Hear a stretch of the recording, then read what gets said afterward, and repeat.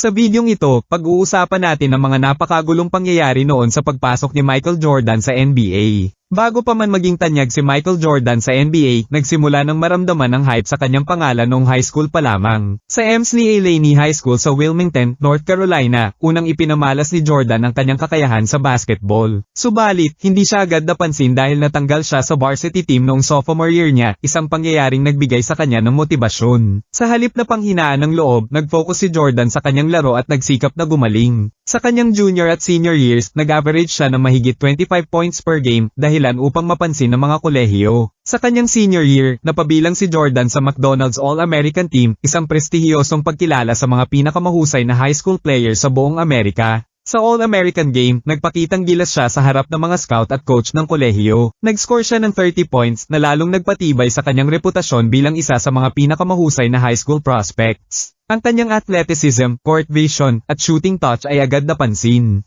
Nagsimulang lumabas sa mga pahayagan ng mga artikulo tungkol sa kanyang potensyal na maging bituin sa kolehiyo. Matapos makatanggap ng maraming scholarship offers mula sa mga nangungunang kolehiyo, pinili ni Jordan ang University of North Carolina. Sa pamumuno ni Coach Dean Smith, nagkaroon siya ng pagkakataong maglaro sa isa sa mga pinakamahusay na basketball program sa bansa. Bagamat freshman pa lamang, nagpakita na siya ng malaking potensyal. Agad siyang naging starter sa team, isang bihirang pagkakataon para sa mga baguhang manlalaro. Ang kanyang kakayahan sa opensa at depensa ay nagsimulang makilala sa collegiate basketball. Noong 1982, naglaro ang UNC sa NCAA Championship laban sa Georgetown Hoyas na pinamumunuan ni Patrick Ewing. Sa dikitang laban, nagkaroon ng pagkakataon si Jordan na magpakitang gila sa huling minuto ng laro. Sa natitirang 17 seconds, ipinasok niya ang game-winning jump shot na nagbigay sa UNC ng kampyonato. Ang kanyang clutch performance ay nagpatunay ng kanyang composure sa mga pressure-filled moments. Ang tagpong ito ay nagpasiklab ng hype sa kanya bilang susunod na malaking pangalan sa basketball. Matapos ang championship game, lalo pang lumakas ang hype kay Jordan. Pinarangalan siya bilang Atlantic Coast Conference Freshman of the Year dahil sa kanyang kahangahangang performance. Nag-average siya ng 13.5 points per game at 4.4 rebounds sa kanyang rookie season. Ang kanyang husay sa depensa at efficiency sa opensa ay nagdulot ng paghanga sa mga sports analyst. Mabilis siyang itinuring na isa sa mga pinakamatinding collegiate players sa bansa. Sa mga sumunod na season, lalo pang nagningning si Jordan sa collegiate basketball. Naging All-American player siya sa dalawang magkasunod na year 1983 at 1984, isang prestihiyosong parangal para sa mga pinakamahusay na manlalaro sa kolehiyo. Ang kanyang scoring average ay patuloy na tumaas kung saan nag-average siya ng 20 points per game sa kanyang junior year. Nagsimula nang ikumpara si Jordan sa mga NBA legends gaya nina Julius Erving at Clyde Drexler. Maraming sports magazine ang nag-feature sa kanya bilang future NBA star. Bago pa man pumasok sa NBA, isa ng global sensation si Jordan matapos maging bahagi ng Team USA sa 1984 Summer Olympics sa Los Angeles. Pinangunahan niya ang koponan sa scoring, nag-average ng 17.1 points per game. Ang kanyang athleticism, explosiveness, at leadership ay nagbigay sa Team USA ng gintong medalya. Naging headline si Jordan sa maraming pahayagan dahil sa kanyang outstanding performance. Marami ang nagsabing siya ang magiging mukha ng basketball sa hinaharap. Sa mga laro niya sa UNC, kilala si Jordan sa kanyang mga highlight plays. Ang kanyang mga acrobatic layups, powerful dunks, at mid-range jumpers ay nagbigay ng thrill sa mga manonood. Madalas siyang nagiging tampok sa mga sports highlight reels.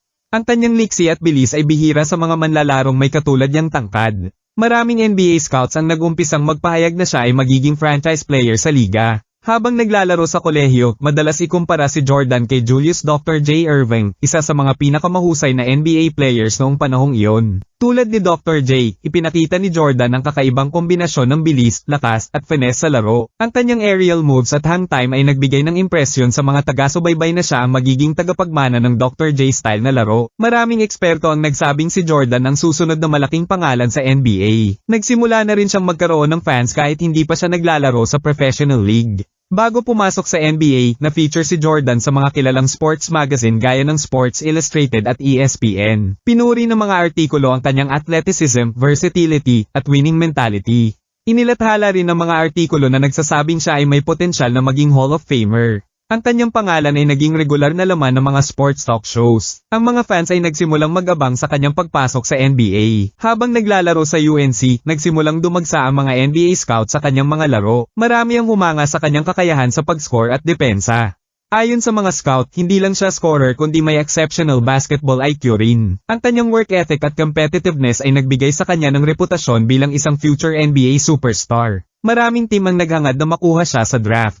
Dahil sa kanyang kahangahangang talon at acrobatic moves, tinawag na siyang Air Jordan bago pa man pumasok sa NBA. Ang bansag na ito ay nagmula sa kanyang kakayahang lumipad sa hangin tuwing magdadunk. Mabilis na sumikat ang palayaw na ito at naging tatak ng kanyang imahe. Ang mga fans ay nagsimulang gumamit ng mga t-shirt na may Air Jordan logo. Ang hype ay lalo pang lumakas habang papalapit ang NBA draft. Noong 1984, nagpa siya si Jordan na lisanin ng kolehiyo at sumali sa NBA draft. Ang desisyong ito ay naging malaking balita sa mundo ng basketball.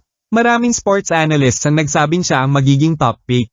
Bagamat naging ikatlong overall pick lamang siya, marami pa rin ang nagtataya na siya ang magiging pinakamahusay sa batch na iyon. Nagsimula nang mabuo ang kanyang legacy bago pa siya makapaglaro sa NBA. Pinili si Jordan ng Chicago Bulls, isang koponang nangangailangan ng bagong mukha ng prangkisa. Umaasa ang mga fans at team management na siya ang magdadala ng tagumpay sa koponan. Marami ang nagduda sa kanyang height para maging dominant scorer. Subalit, ang kanyang college resume ay nagbigay ng pag-asa sa Bulls. Nagsimula na ang hype train para sa kanyang rookie season. Bago pa man maglaro sa NBA, marami nang nag-anticipate sa greatness ni Michael Jordan. Ang kanyang collegiate achievements at Olympic performance ay nagbigay daan sa napakalaking hype. Hindi nabigo si Jordan sa mga inaasahan sa kanya. Sa kanyang pagpasok sa NBA, nagsimula ang isang era ng dominasyon at pagiging alamat. Ang hype ay nagkatotoo at nagbunga ng isang legacy na hindi malilimutan. Noong June 19, 1984, idinaos ang NBA draft sa Madison Square Garden, New York. Sa kabila ng hype sa paligid ni Michael Jordan, hindi siya ang naging unang overall pick. Napili siya bilang ikatlong pick ng Chicago Bulls sa likod ni Hakeem Olajuwon, Houston Rockets, at Sam Bowie, Portland Trail Blazers. Maraming taga-subaybay ang nagulat sa desisyon ng Portland na piliin si Bowie, isang center, sa halip na si Jordan na itinuturing ng superstar material.